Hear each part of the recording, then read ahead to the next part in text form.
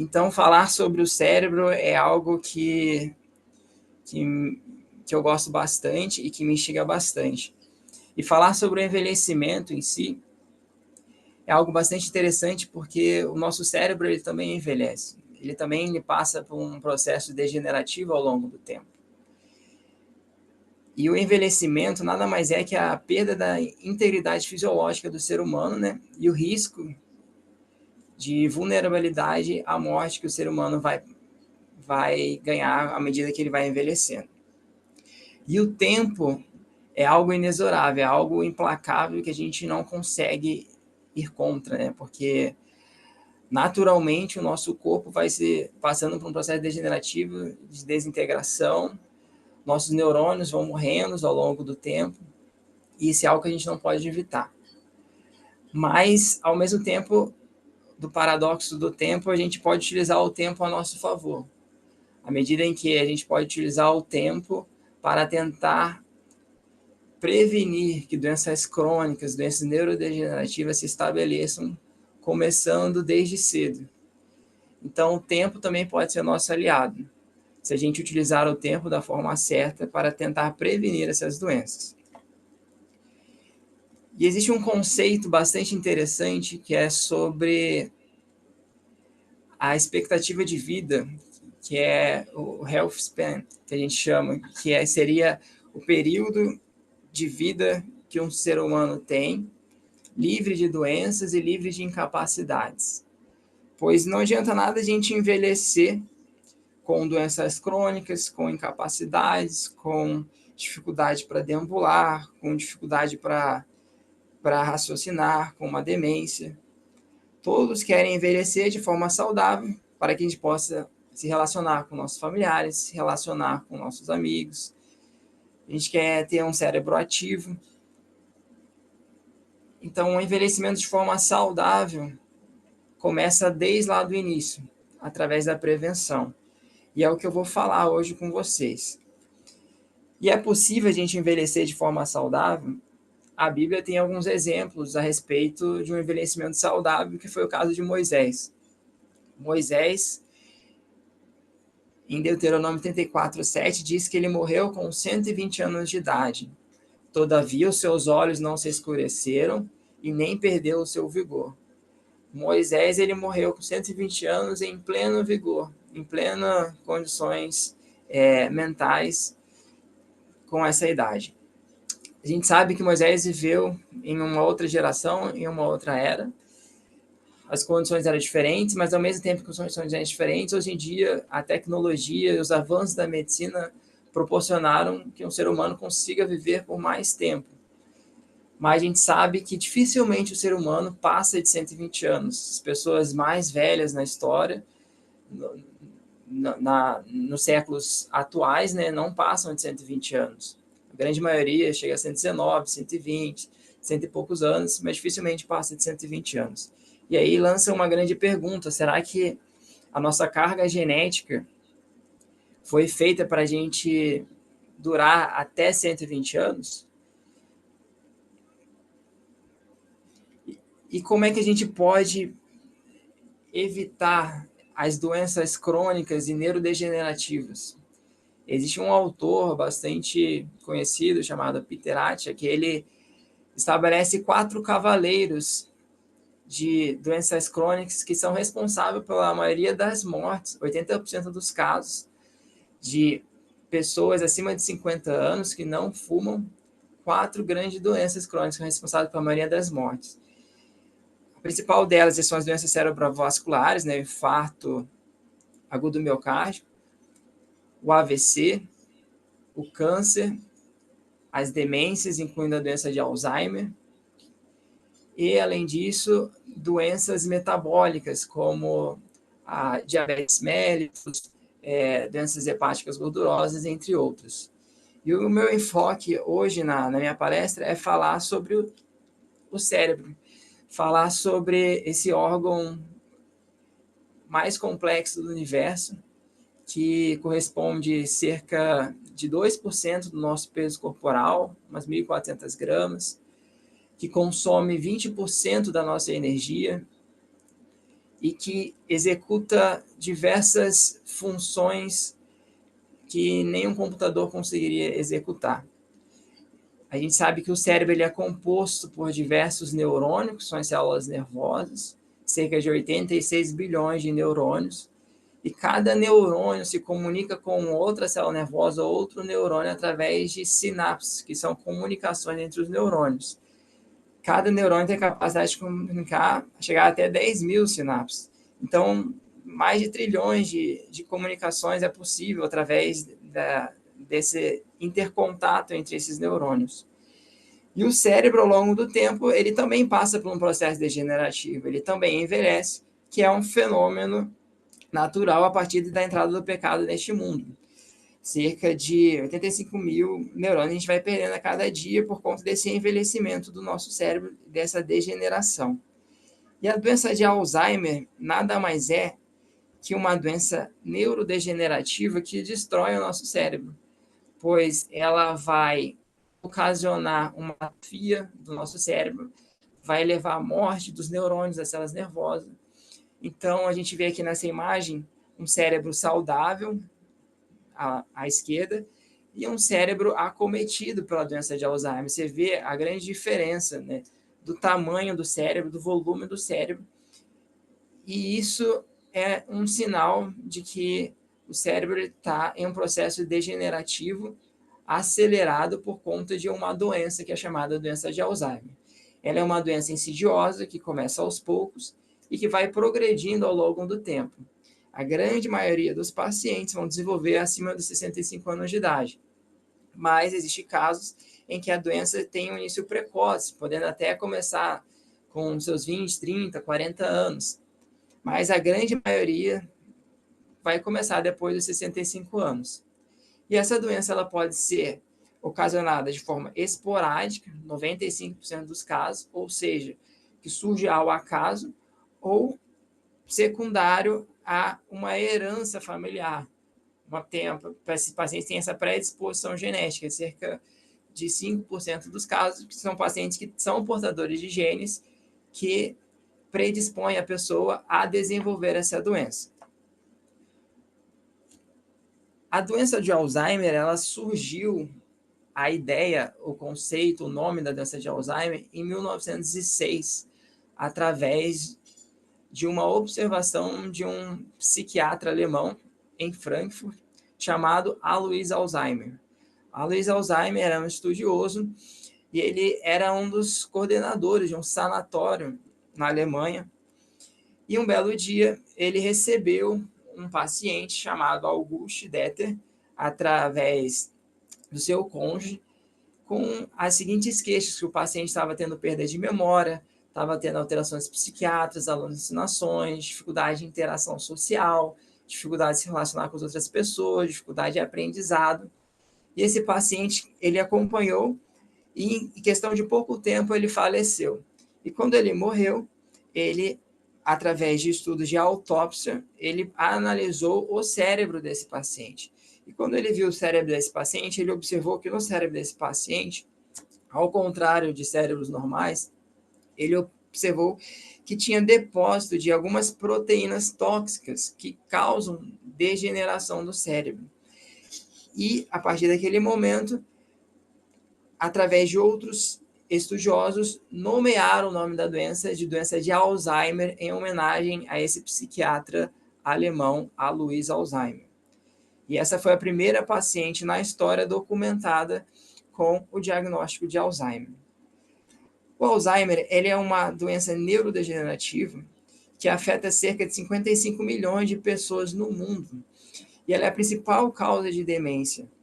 Cerca de 60 a 70% dos casos atribuídos à doença de Alzheimer é por conta... É a causa principal das demências, 70 a 70% dos casos.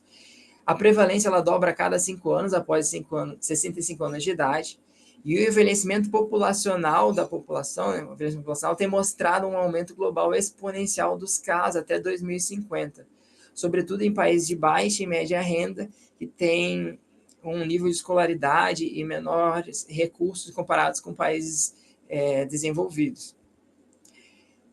No Sudeste Asiático, 2,9% dos casos, na Europa, 6,5%, em outras regiões, e 3,1% e 5,7%. É uma doença bastante prevalente nos pacientes idosos acima de 65 anos. E ela afeta diversas regiões do mundo, principalmente nesses países que eu comentei, em que tem menos recursos, menos acesso à escolaridade, etc. E ela tem aumentado a incidência progressivamente. Perceba que a estimativa para 2030, que de 55 milhões de pessoas no mundo com demência, aumente para 78 milhões. Isso gera um impacto econômico muito grande, porque o paciente com demência ele precisa da assistência, precisa de tratamento medicamentoso. Muitas vezes, esses pacientes vão evoluir com outras complicações, vão precisar ficar internados. Então, tem um custo de cerca de 2,8 trilhões, o custo global estimado no paciente com a doença de Alzheimer. E a medicina, ela tende muito a querer tratar os sintomas, passar uma medicação para tentar tratar a doença. Mas a partir do momento que a gente desvia o nosso olhar para a prevenção e a melhora da saúde das pessoas, a gente vai reduzir drasticamente esse impacto econômico que essa doença pode causar e melhorar a qualidade de vida das pessoas. Então, perceba que a doença de Alzheimer é uma doença progressiva. Ela vai se desenvolvendo ao longo do tempo. E à medida que vai acontecendo esse acúmulo de substâncias tóxicas no nosso cérebro, vai chegar um momento em que ele vai começar a passar por esse processo degenerativo, vai começar a falhar a comunicação dos nossos neurônios e o cérebro vai começar a manifestar sintomas. A maioria dos pacientes vai desenvolver a doença ao longo do tempo. Então, tem um estágio pré-clínico, que a gente fala, que começa quando o paciente é mais jovem, cerca de 30, 40 anos, em que vai começando a ter esse depósito dessas proteínas tóxicas, e com o passar do tempo, com o acúmulo progressivo, o paciente vai começar a manifestar os sintomas.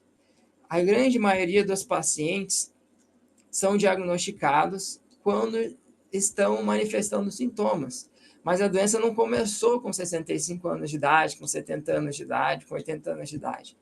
A doença começou quando o paciente era jovem, quando o paciente ainda tinha oportunidade de alterar fatores de riscos que podem predispor à doença de Alzheimer. Então, perceba que o paciente jovem, que tem um cérebro saudável, começa tendo esse depósito dessas proteínas tóxicas e, ao longo do tempo, ele pode desenvolvendo sintomas e progredindo a piora funcional desse paciente, porque a demência não é simplesmente a perda de memória, mas é a múltipla perda de domínios cognitivos do cérebro, ou seja, envolve a atenção, envolve a linguagem, envolve a memória, envolve relacionamento. Então, tudo isso vai começar a ser afetado a ponto de manifestar os sintomas. Então, no estágio pré-clínico, o paciente tem essas alterações. Se você observar o cérebro do paciente, você vai ver que tem depósito desses produtos tóxicos, mas ele não tem nenhum sintoma cognitivo, ele não tem alterações visíveis. Mas à medida que vai progredindo, ele vai começar tendo um comprometimento cognitivo leve, vai começar a ter esquecimentos episódicos, mas ainda vai ter preservação funcional. E à medida que vai progredindo e envolvendo o quadro instalado de demência leve, moderada, grave, ele vai começar a ter problemas de interação social, problemas ocupacionais, dificuldade de se relacionar com as outras pessoas, isolamento social, alteração na linguagem, alteração mais pronunciada da memória, pode ter até alterações motoras, incontinência, distúrbios comportamentais, entre outros achados. Então, de forma geral, a demência pode causar diversos sintomas, principalmente que vão envolver diversos domínios cognitivos do ser humano. Então, o paciente pode ter prejuízo de memória, pode ter isolamento social, dificuldade de comunicação, dificuldade de planejar, de raciocínio lógico, pode ter confusão espacial e temporal, começar a perder objetos, dificuldade de concentração, ter alterações de humor, dificuldades para realizar atividades cotidianas. E tem diversos fatores de risco, que envolve hipertensão arterial, tabagismo, alterações do sono, pacientes mais idosos. Tudo isso pode influenciar no desenvolvimento do Alzheimer. E como eu falei, essa doença, ela foi documentada primeiramente a partir do momento que percebeu que esses pacientes têm o depósito dessas proteínas tóxicas que vão se acumular no cérebro e impedir que as células nervosas se comuniquem uma com a outra. Tem uma destruição de células que produzem um neurotransmissor chamado acetilcolina em um local específico do cérebro, e essas proteínas tóxicas vão se acumular dentro do corpo do neurônio, e o neurônio vai entrando em um processo de apoptose, uma morte celular programada por conta dessas proteínas. Então, os neurônios vão morrendo, vão degenerando. E também vai ter um acúmulo de proteínas no espaço em que essas células se comunicam. Então, o neurônio não vai conseguir se comunicar. E o cérebro, ele é uma estrutura toda interconectada. É como se fosse uma estrada que tem várias vias, várias ligações que estão interligadas e se comunicando tudo ao mesmo tempo. Não é uma estrutura isolada, é uma estrutura dinâmica que se comunica o tempo todo. Tanto é que as pessoas podem adquirir novas funções por conta dessas diversas vias de comunicação que o cérebro tem, que é chamada neuroplasticidade, que eu vou comentar mais para frente. Então, aqui é a imagem esquemática de um neurônio com essas proteínas tóxicas depositando tanto no espaço entre os neurônios quanto no próprio neurônio. Isso vai levar a uma dificuldade de comunicação e a morte desses neurônios, a degeneração, que a doença de Alzheimer vai ocasionando. Então, aqui você mostrando um cérebro com a doença de Alzheimer que está atrofiando, está perdendo volume, está diminuindo de tamanho, por conta dessas placas que vão se depositando e vão induzindo a morte dessas células gradativamente à medida que vai se depositando. Só que é interessante que pacientes normais que não têm doença de Alzheimer também podem ter o depósito dessas proteínas beta-amiloide, proteínas tau, que são as proteínas conhecidas que se depositam nessas regiões. E não necessariamente eles desenvolvem a doença de Alzheimer. Então, não é simplesmente a causa dessas proteínas tóxicas, mas existem diversas causas envolvidas. É uma doença multifatorial.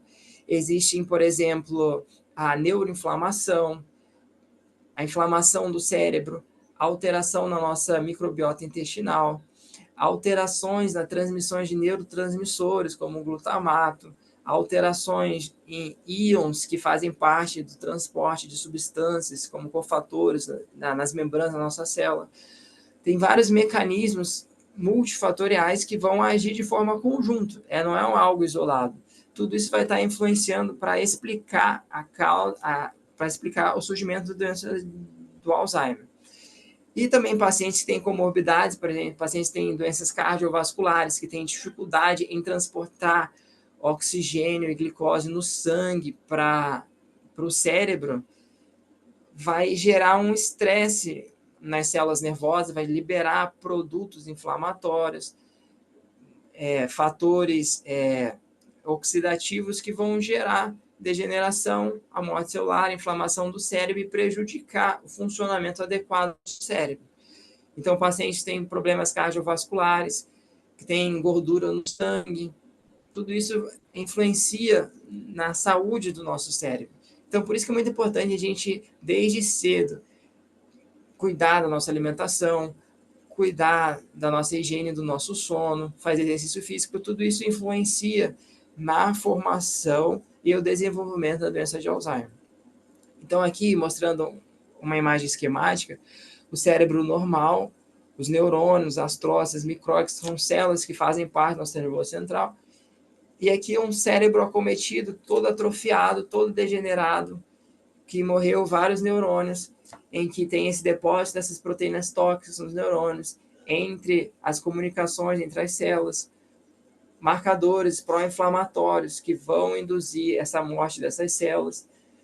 e também com a perda dos neurônios vai estimular a proliferação de outras células para suprir essa morte desse neurônio, que são os astrócitos, que são basicamente células que vão gerar um processo cicatricial no nosso cérebro, e células que fazem fagocitose, que nada mais é que um processo em que uma célula vai digerir a outra célula que tá velha para tentar retirar da nossa circulação.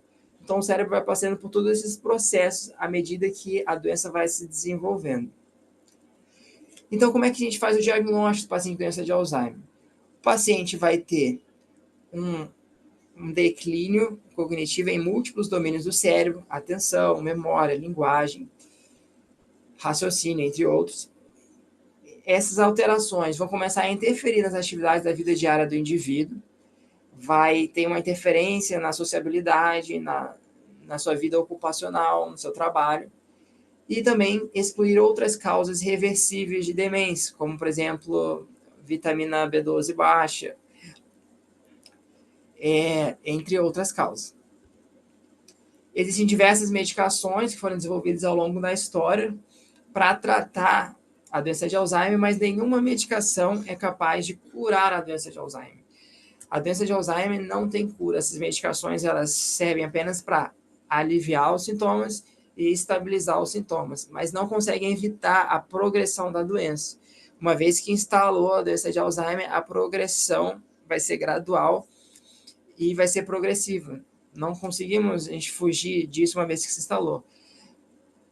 Então, tratar a doença depois que já se desenvolveu, que já estabeleceu, não é o nosso enfoque aqui. O nosso enfoque é tentar prevenir com que a doença chegue, com que se desenvolva. Pois apesar de ela ter uma carga genética envolvida, mas 2/3 dos pacientes que desenvolveram doença de Alzheimer poderiam ter prevenido a doença se tivessem alterado fatores de riscos modificáveis, como o desenvolvimento de doenças cardiovasculares, hipertensão, tabagismo, alcoolismo, obesidade, sedentarismo. Tudo isso é possível a gente evitar quando a gente é mais novo, quando a gente tem o tempo a nosso favor. Então, o objetivo da prevenção é evitar o desenvolvimento dessas doenças crônicas que podem prejudicar a nossa saúde cerebral. E os fatores de risco são inúmeros, que nem eu comentei, a hipertensão, o diabetes, dislipidemia, que é a alteração da gordura no sangue, baixo nível educacional, inatividade cognitiva, ou seja, os pacientes que não procuram aprender coisas novas, não procuram se desenvolver, pacientes sedentários que não fazem exercício físico, pacientes que fumam, tabagistas, pacientes que têm depressão, isolamento social. Tudo isso são fatores de riscos que são possíveis de a gente tentar prevenir para melhorar a expectativa de vida e o envelhecimento saudável. Então, eu queria falar um pouco sobre esses fatores que a gente pode prevenir. E a melhor forma de a gente prevenir é seguindo os 8 remédios naturais que a gente já conhece, né? Que é a ingesta de água, a hidratação. Nosso cérebro ele é composto de 85% de água, nosso corpo é composto de 2/3% de água, então a gente precisa hidratar o nosso cérebro. O ar puro, o oxigênio é o que alimenta nossas células, a gente precisa respirar um ar puro, estar em contato com o meio ambiente, diminuir o nível de cortisol, de estresse no nosso organismo. Uma dieta saudável, que é capaz de diminuir a neuroinflamação, a inflamação do nosso cérebro. A atividade física, que é um dos pilares da saúde mais poderosa e potentes que existe. O paciente que não faz atividade física, para um paciente que começa a fazer atividade física 90 minutos por semana, é capaz de reduzir em 14% a chance de desenvolver uma doença crônica. Então, a atividade física é algo extremamente poderosa e que é acessível à maioria dos indivíduos. A questão do sono, ter uma boa higiene do sono, você dormir na hora certa, um tempo ideal de pelo menos 7 horas, 7 a 9 horas, varia de acordo com a idade do paciente, mas de forma geral, no adulto, de 7 a 9 horas, para você permitir com que o teu cérebro consiga descansar e, ao mesmo tempo, fazer a limpeza dessas proteínas tóxicas que se acumulam, porque é no teu sono profundo que vai ter um sistema de limpeza desse lixo que vai se acumulando. Então, quando você tem esse sono profundo, você faz essa limpeza. Se você perde esse sono, você não vai conseguir fazer essa limpeza, essas substâncias vão se acumular e progressivamente se acumular no teu cérebro, levando a toxicidade e degeneração. A luz solar, bastante importante na produção da vitamina D, que a gente sabe que é uma vitamina importante, tanto no metabolismo do cálcio e no combate à formação dessas proteínas tóxicas. E a confiança em Deus, a oração, que a gente sabe que é provado cientificamente que pacientes que oram, que têm momentos de meditação, que fazem reflexão, ativam áreas cerebrais, como o córtex pré-frontal, gíria do ciclo posterior, entre outras áreas, que vão ser mais desenvolvidas e o paciente tem uma maior capacidade de tomar decisões, de raciocinar e tomar decisões conscientes para a sua vida. Então, tudo isso, além de aliviar o estresse, gerar um relaxamento, combater o isolamento social, tudo isso vai influenciar, ter uma vida social ativa, tudo isso vai ser importante.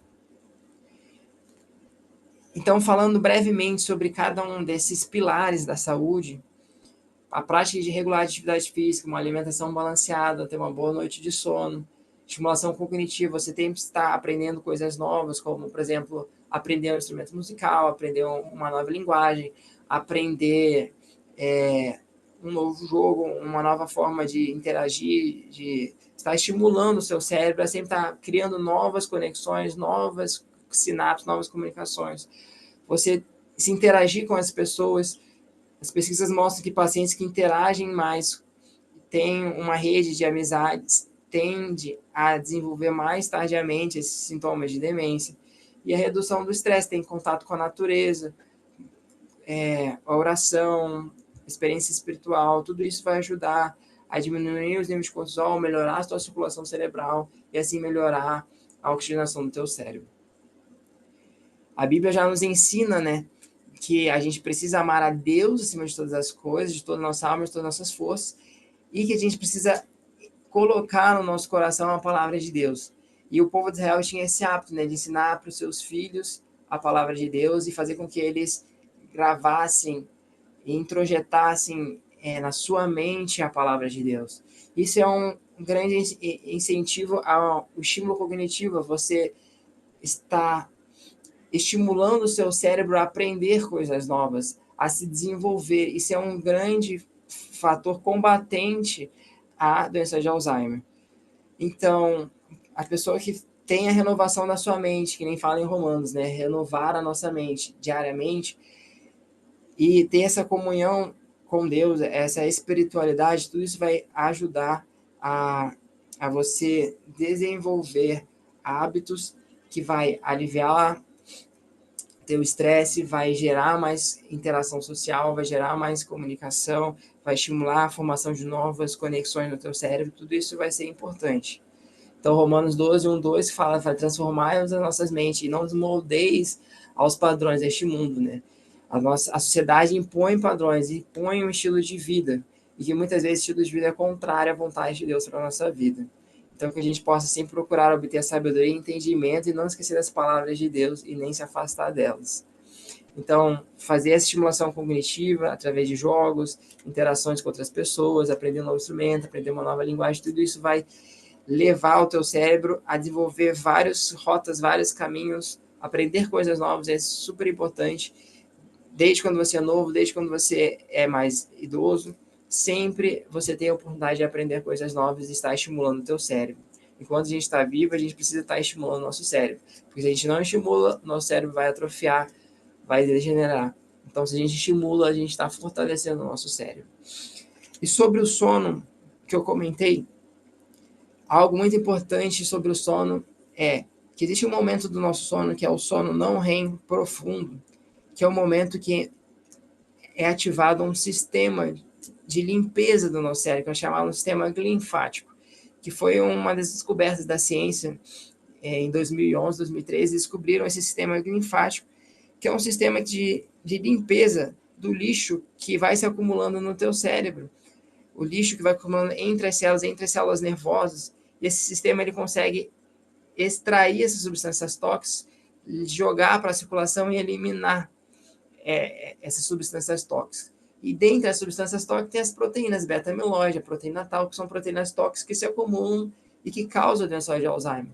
Então, se você não tem uma boa noite de sono, se você não tem uma higiene do sono, se você não tem esse momento sagrado do sono não REM profundo, que é o momento que esse sistema vai estar ativado para fazer essa limpeza, gradualmente teu cérebro vai ficar acumulado essas substâncias tóxicas e vai entrar em um processo degenerativo. Então, quando você está dormindo,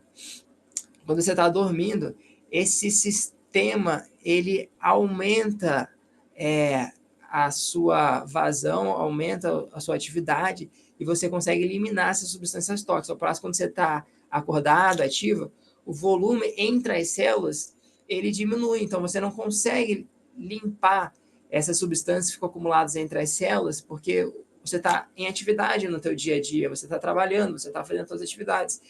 Então, não tem muito espaço, porque as células estão em atividade. Mas quando você dorme, aumenta esse espaço entre as células e você consegue fazer essa varredura desse lixo tóxico que fica acumulando no teu cérebro. Então, o sono é algo fundamental. Assim como a tua alimentação e a tua microbiota do intestino também vão influenciar. Por quê? Existe um conjunto de micro-organismos que formam a flora do teu intestino, que é composto principalmente de bactérias, fungos, protozoários, entre outros micro-organismos que vão compor a tua flora. E essa flora ela pode variar conforme a tua alimentação, conforme o teu nível de estresse no teu dia a dia, conforme o uso de antibióticos. E essa flora também pode variar ao longo da vida. Mas o que mostra? Quando o paciente tem maus hábitos, tem uma má alimentação, paciente estressado, tudo isso vai propiciar a formação e a proliferação de bactérias patogênicas, ou seja, bactérias que causam doenças. E essas bactérias vão eliminar produtos pró-inflamatórios, ou seja, produtos que vão deflagrar a inflamação no teu organismo. E essa inflamação, esses produtos vão ir para as células sanguíneas, vão para o teu sangue e vão passar pela barreira do cérebro, que é chamada barreira hematoencefálica, que é uma barreira que circunda ali o cérebro, impedindo a entrada de determinadas substâncias. Então, esses produtos tóxicos vão chegar até o teu cérebro e vão se acumular no teu cérebro. Então, se você tem uma disbiose, uma alteração no balanço dessa microbiota, desse conjunto de micro-organismos, vai levar uma comunicação do teu intestino com o teu cérebro, levando a migração de produtos tóxicos direto para o teu cérebro. Então, por isso que a nossa dieta, o nosso estilo de vida, também influencia na nossa saúde cerebral. Porque se a gente não cuida do que a gente come, se a gente não procura cuidar do nosso intestino, vai aumentar a inflamação do nosso corpo. E a inflamação do nosso corpo vai repercutir na inflamação do nosso cérebro. Então, diversas coisas podem influenciar a tua microbiota, desde a tua dieta, se você faz exercício físico ou não, doenças que podem acometer a vida, o próprio envelhecimento, de medicações, a localização, o ambiente diferente, tudo isso vai influenciar a tua microbiota intestinal. E a tua microbiota intestinal tem uma íntima relação com o teu cérebro, justamente por conta que bactérias podem translocar, ou seja, passar do teu intestino para a sua corrente sanguínea e alcançar o cérebro e se acumular produtos tóxicos no teu cérebro. E de todos os pilares, um dos mais importantes é a prática de exercício físico. Que nem eu falei, quando você exercita, faz exercícios físicos diários, pelo menos uns 30 minutos de atividade aeróbica, ou seja, corridas, caminhadas, por dia, e umas 2 vezes por semana, atividades anaeróbicas, que é a musculação, para fortalecimento da musculatura, você está gerando um potencial tremendo de proteção no teu cérebro. Por quê? O exercício físico, ele estimula a formação de fatores protetores do seu cérebro, que são chamados BDNF, são fatores neurotróficos estimuladores do cérebro, que vão estimular a formação de novas células nervosas, formação de novas sinapses, novas comunicações entre os neurônios, e isso tudo vai ajudar a retardar a degeneração do teu cérebro. E mais do que isso, a gente sabe que o paciente faz atividade física, tem uma aptidão cardiorrespiratória, cardiovascular melhor, o teu sangue vai circular melhor, a tua vascularização, a irrigação do teu cérebro vai ser melhor, vai chegar mais oxigênio, vai chegar mais nutrientes para o teu cérebro, para as tuas células nervosas. Então, a atividade física ela é extremamente importante, é a arma mais poderosa para você prevenir a degeneração do teu cérebro. Então, é importante sempre se exercitar. Não importa a idade que você tenha, sempre precisa fazer exercícios físicos, porque uma pessoa parada, uma pessoa que não se movimenta, está dando oportunidade para doenças degenerativas. E a alimentação, a dieta saudável, uma dieta de acordo com o teu estilo de vida, né? Você precisa ter uma dieta que atenda às tuas demandas metabólicas, que atenda o seu trabalho. Você precisa se alimentar bem, colocar os nutrientes certos na tua dieta, evitar produtos processados, manufaturados, que têm poucos nutrientes, alimentos que não têm nenhum nutriente, e principalmente uma dieta rica em ômega 3, rica em zinco, rica em vitaminas, que a gente encontra nos produtos vegetais, nos grãos. Tudo isso é importante. Uma dieta saudável vai influenciar o teu cérebro, porque quanto mais inflamatória for a tua dieta, e principalmente nos produtos animais, a gente sabe que os produtos animais geram mais inflamação no nosso corpo, tudo isso vai influenciar na neuroinflamação, o teu cérebro vai ficar inflamado, você vai ficar mais suscetível a adquirir novas doenças, a adquirir doenças crônicas, e isso vai gerando uma bola de neve. E outro fator interessante, escovar os dentes, algo que parece que não faz muita relação com o nosso cérebro, mas tem muita relação com o nosso cérebro, porque alguns estudos mostraram que as pessoas que têm uma higiene bucal, elas diminuem a formação de bactérias patogênicas. Tem uma bactéria chamada Porphyromonas gingivalis, que é uma bactéria que foi observada no cérebro de pessoas com doença de Alzheimer e que estava associada à prática de escovar os dentes. Então, a paciente que tem uma boa higiene bucal também está ajudando a cuidar do seu cérebro. Então, é uma série de passos que você deve fazer para tentar ajudar o teu cérebro a se desenvolver e diminuir a inflamação do teu cérebro. Assim como, por exemplo, a prática de fazer sauna seca. Fazer sauna seca uns 20, 30 minutos por dia ajuda a melhorar a tua circulação cerebral, ajuda a eliminar as toxinas do teu corpo. São diversas práticas que você vai tomando no seu dia a dia que podem ajudar a retardar e a prevenir a formação da doença de Alzheimer. E a religiosidade, a espiritualidade, a tua confiança em Deus, os teus momentos de oração, os teus momentos de reflexão, que vai moldar a tua cosmovisão, a sua visão de mundo, a sua percepção do sentido da vida, ajudar a enfrentar os desafios do dia a dia, combater o isolamento social, vai te gerar um bem-estar psicológico e tudo isso vai diminuir o teu estresse, melhorar a tua circulação cerebral, melhorar a tua qualidade de vida. Então, a gente estar conectado com Deus estimula áreas específicas do nosso cérebro, que vai nos ajudar a ter um melhor poder de decisão e nos ajudar a criar hábitos saudáveis para a nossa vida. Então, tudo esses pilares estão interconectados.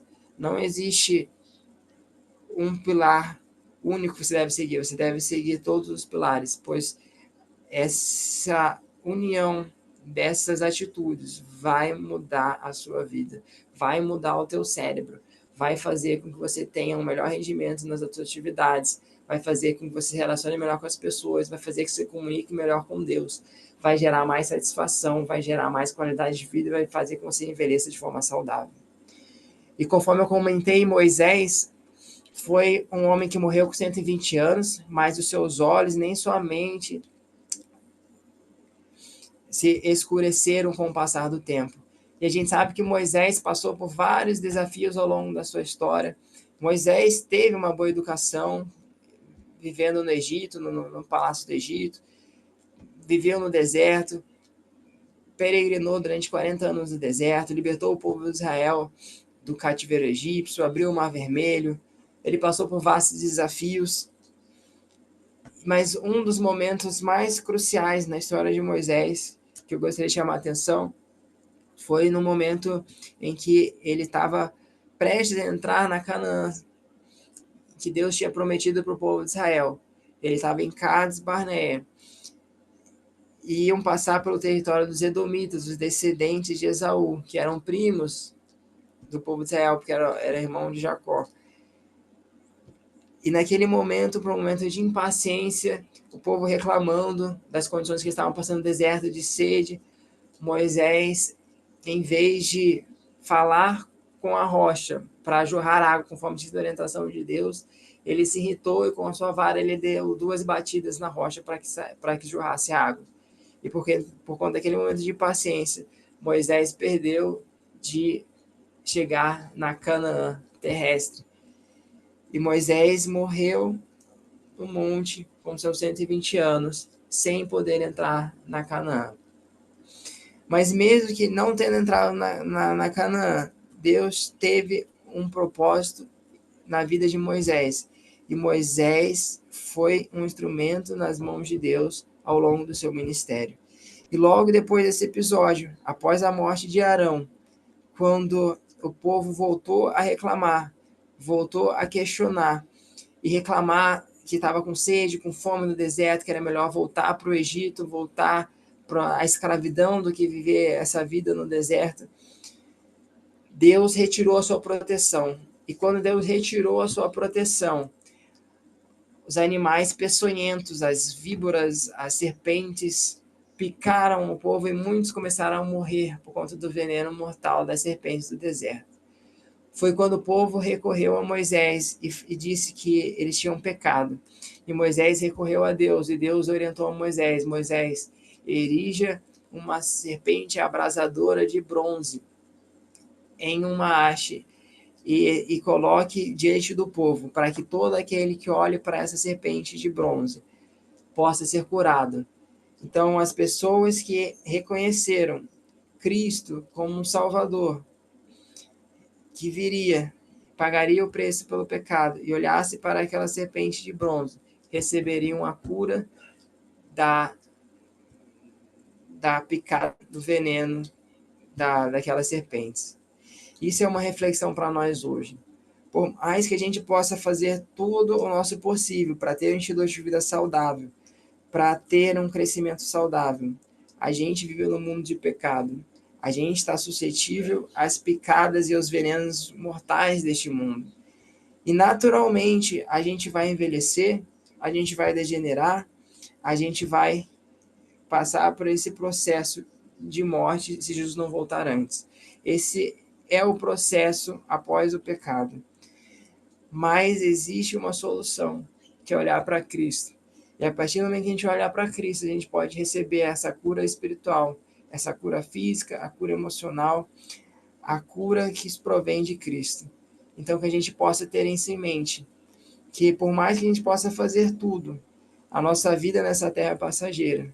Vai chegar um momento que a gente vai morrer, que a vida vai acabar, mas Cristo promete a vida eterna, em um momento em que não vai haver mais dor, não haverá mais lágrimas, não vai haver mais choro, em que a felicidade vai ser plena no reino eterno de Deus.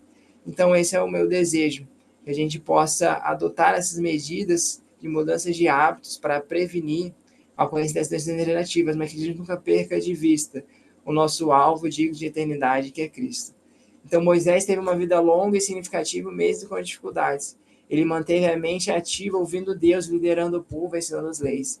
E ele é um exemplo para nós hoje, que é possível envelhecer com saúde mental e espiritual quando se vive em comunhão com Deus, praticando o bem, cuidando da saúde e mantendo a fé.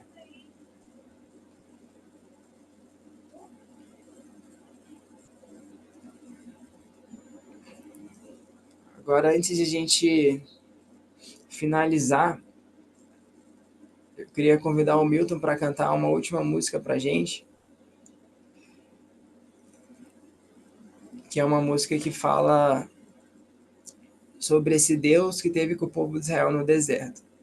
O nome dessa música é És Meu Deus, essa música é uma composição minha, e que eu compus essa música num dos momentos de deserto que eu estava passando na minha juventude, quando eu estava nesse período do vestibular, prestando prova para medicina, e uma das grandes frustrações minhas na época que eu estava no ensino médio, eu não cheguei a passar no vestibular, e essa música foi nesse momento desse deserto que eu estava passando. No ano seguinte eu passei, fiz a minha faculdade na Federal, depois passei na residência, já terminei a residência, mas essa música ela me marca porque ela fala desse Deus que promete estar conosco em todos os momentos. Então não importa as dificuldades, Deus está no comando da nossa vida.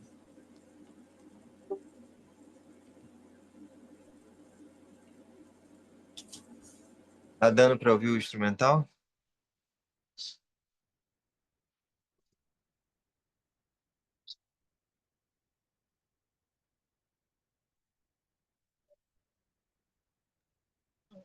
Canta junto com a Alexandre.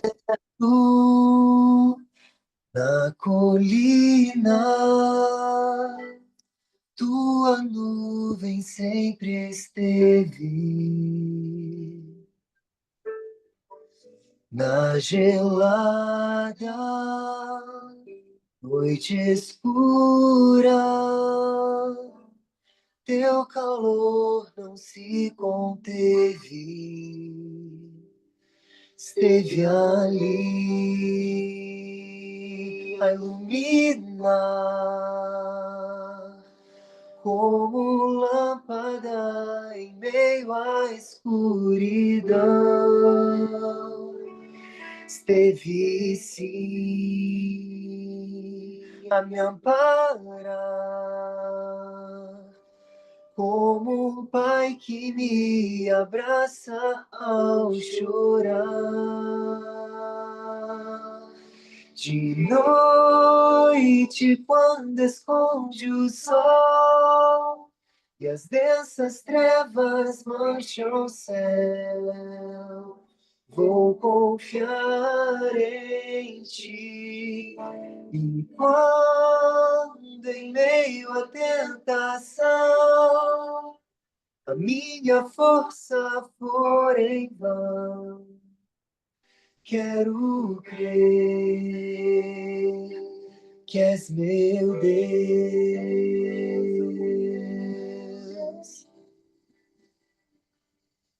És meu Deus.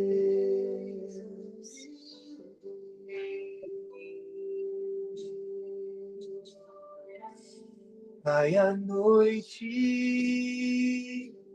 nasce o dia, sempre estás a me guiar. Do nascente ao poente, nunca deixas de cuidar. Mesmo sem eu entender, fez da cruz o preço para eu viver.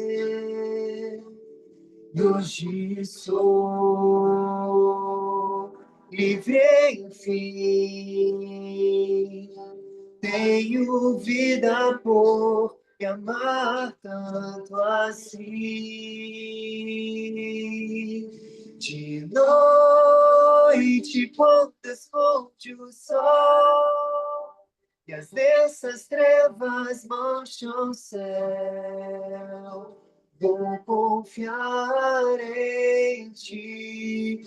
E quando em meio à tentação a minha força for em vão, quero crer que és meu Deus,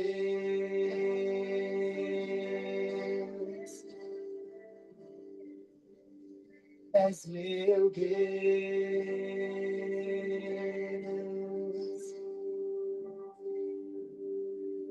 De noite, quando esconde o sol e as densas trevas mancham o céu, vou confiar em ti. E quando em meio à tentação a minha força for em vão, quero crer que és meu Deus,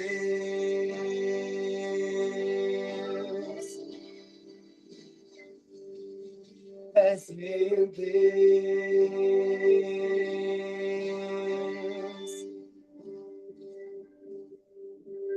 Lara, lara, lara, lara, lara, lara, lara, lara. Lara, lara, lara, lara, lara,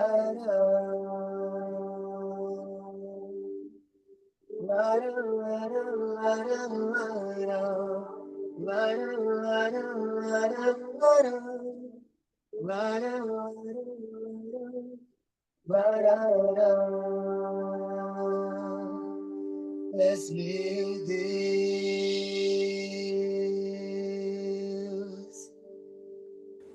Amém. Oremos então, convido a todos a fecharem seus olhos para a gente fazer uma oração final. Pai amado, estás nos céus, que nós possamos, ó Pai, permitir que a cada dia o Senhor seja o nosso Deus, que guia as nossas vidas e que nos ajude a fazermos as escolhas certas para que nós possamos ter o estilo de vida que o Senhor quer para nós, para que nós possamos ter a nossa mente sã, sadia, forte, para que nós possamos nos comunicar contigo a cada dia. Que o Senhor possa nos ajudar nessa caminhada. Sabemos que teremos desafios, enfrentaremos desertos, mas sabemos que o Senhor está conosco, que o Senhor não abandona aqueles que o buscam de verdade. Peço que o Senhor sara, ó Pai, as nossas feridas, cure, ó Pai, dessas feridas mortais que o pecado tem causado nas nossas vidas. E que nós possamos nunca perder de vista nosso alvo digno de eternidade, que é Cristo. Que nós possamos sempre manter os nossos olhos fitos em Ti e que nós possamos ter a certeza de que nada nesse mundo pode impedir de o Teu amor nos alcançar. Que o Senhor possa nos abençoar e dar-nos uma boa noite de sono, que nós possamos repousar seguro, pois sabemos que Tu estás conosco. Perdoa nossos pecados, abençoa esse pequeno grupo, as pessoas que estiveram aqui presentes e ouviram essa mensagem e que possa ter falado profundamente no coração de cada um. Tudo isso nós te pedimos e te agradecemos, em nome de Jesus. Amém.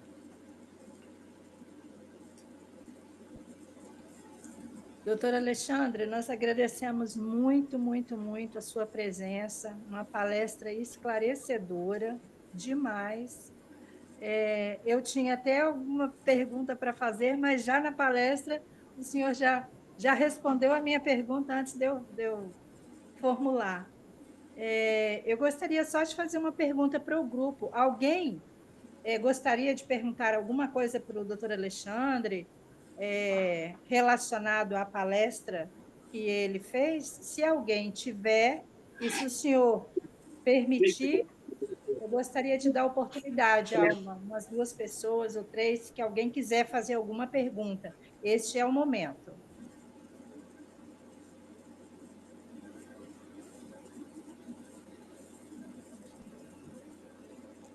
Eu espero que tenha sido uma palestra esclarecedora, que o meu receio era ficar uma linguagem muito técnica, às vezes, né, e não alcançar as pessoas.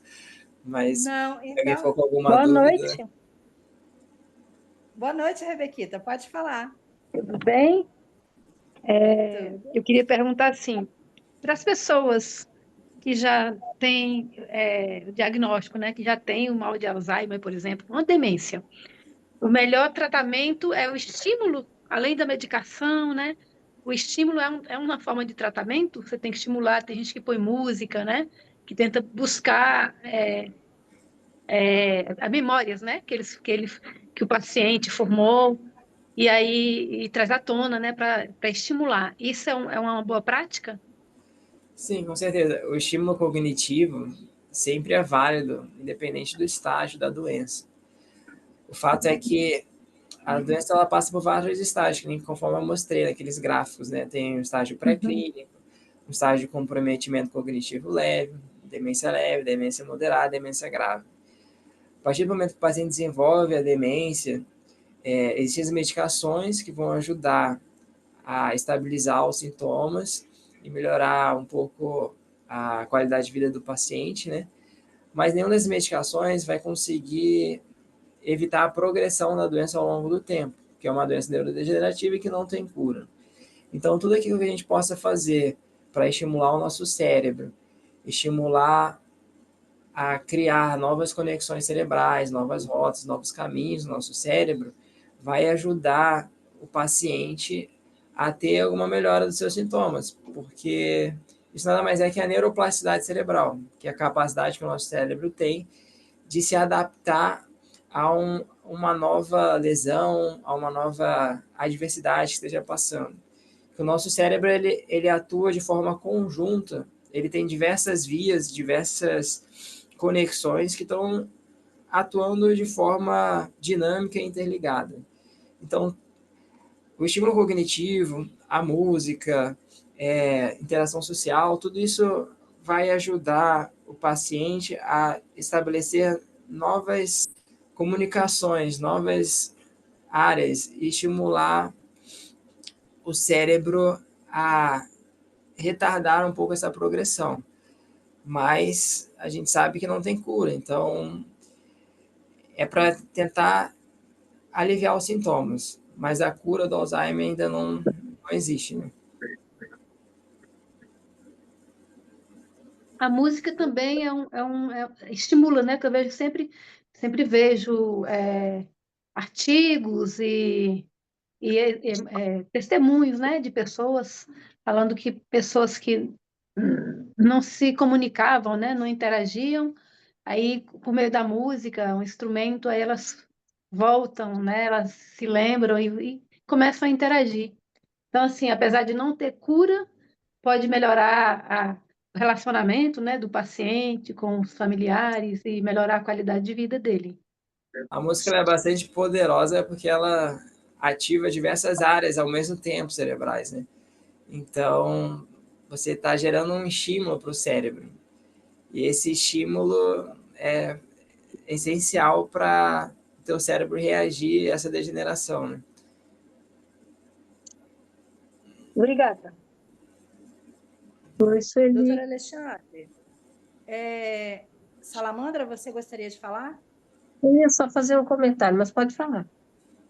Eu vou fazer só uma pergunta. A Laide colocou uma pergunta no chat, fazendo a seguinte pergunta: as gorduras boas faz alguma diferença nesse caso para o cérebro?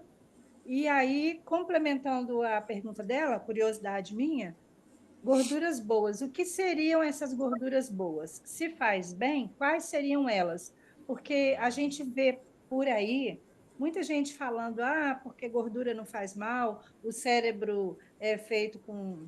A gordura é boa para o cérebro, mas nem sempre a gente vê que são gorduras saudáveis, principalmente animal. Então, eu gostaria, se é bom, e quais as gorduras seriam melhores?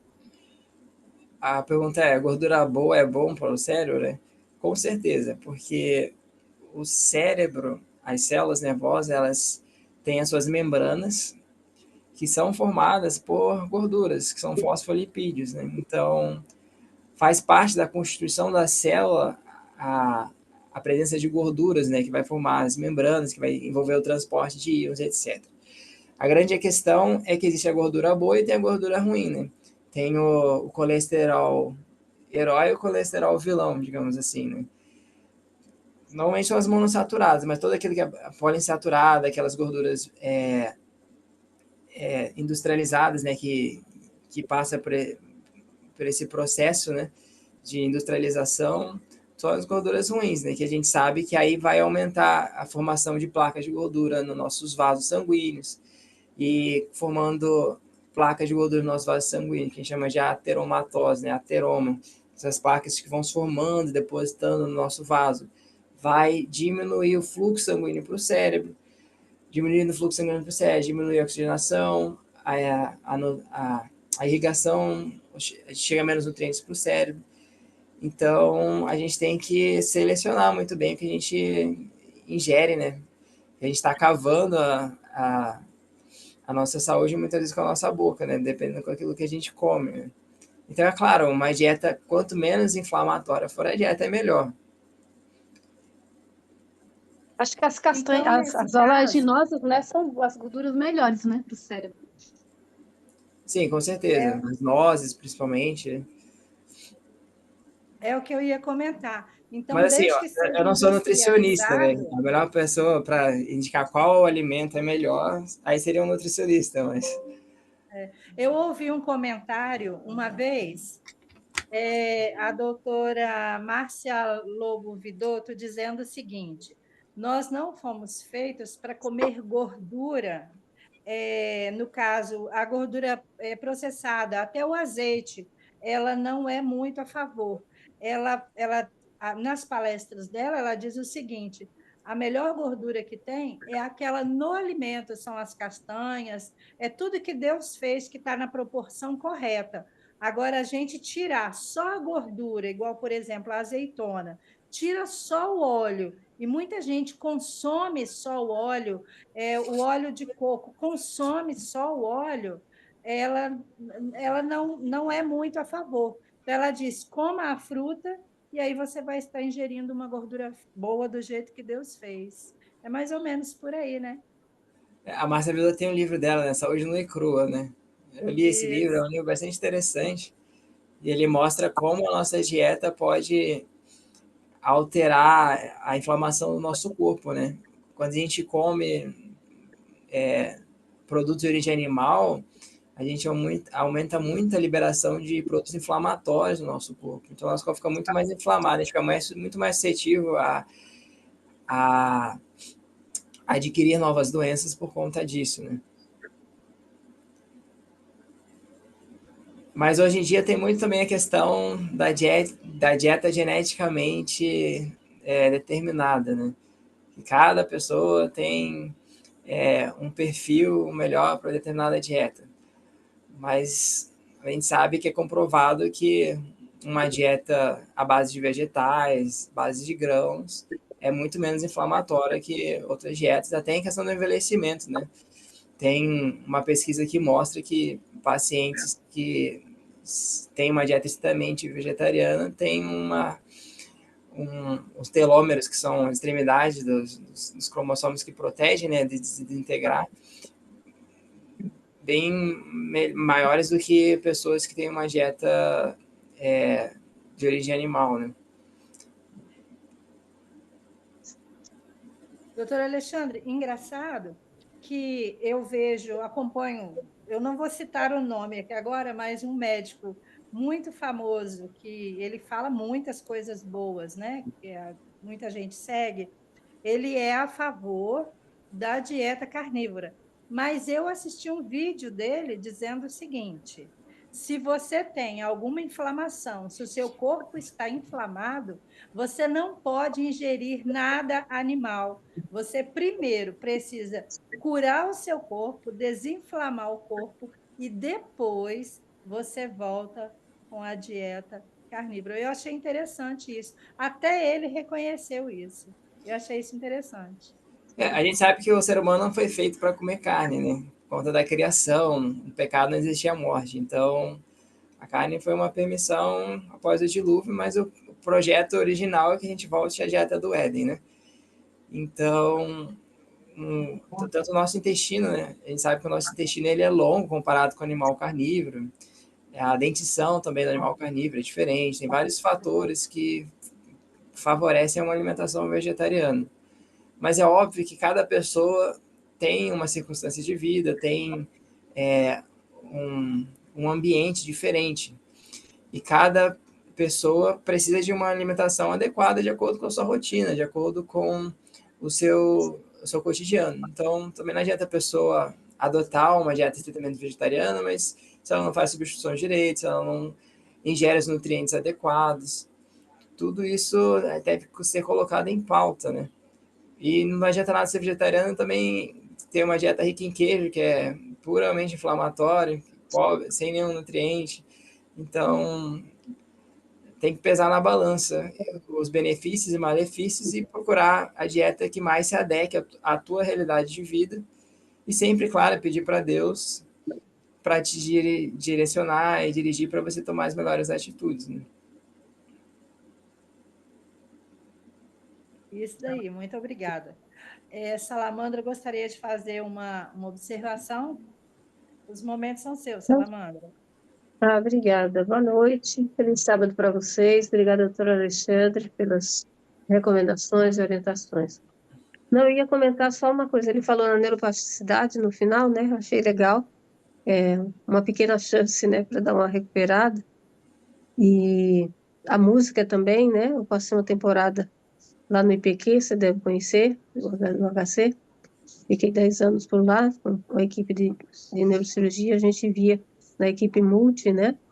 O pessoal respondendo bem, que a gente atendia paciente com Alzheimer, mas a gente atendia seu tumor cerebral e preparação para cirurgia, né? Quando necessário, e deucefalia de pressão normal. Então, a gente via muito esse detalhe da música. Paciente, às vezes, totalmente fora. Inclusive, a gente atendia alguns médicos já aposentados com Alzheimer já, né?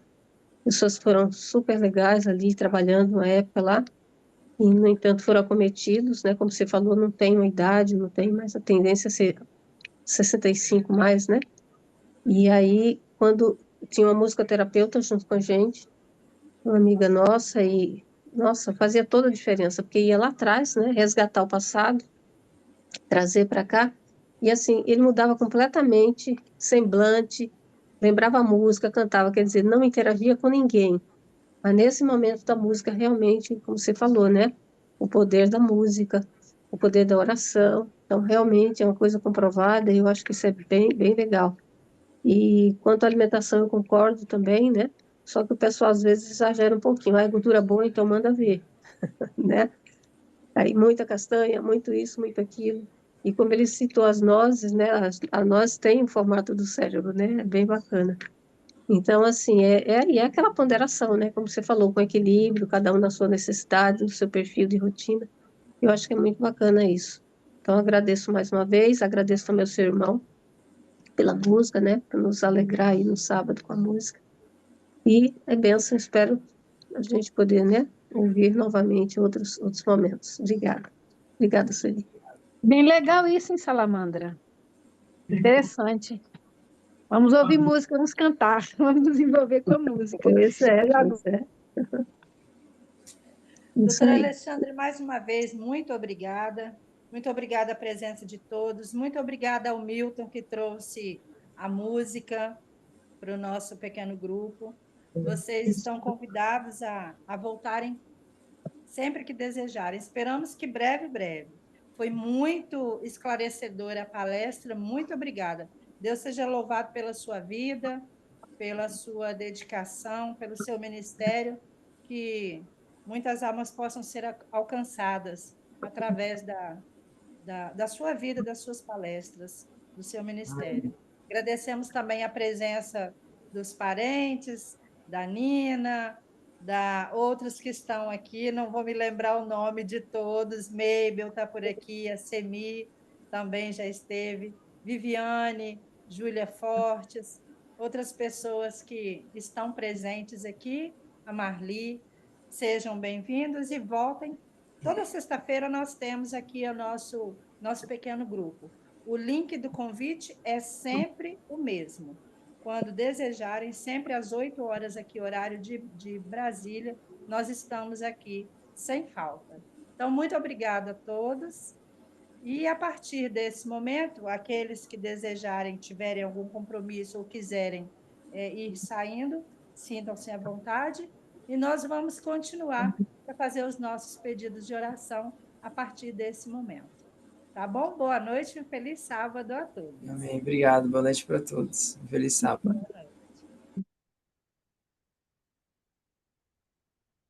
noite.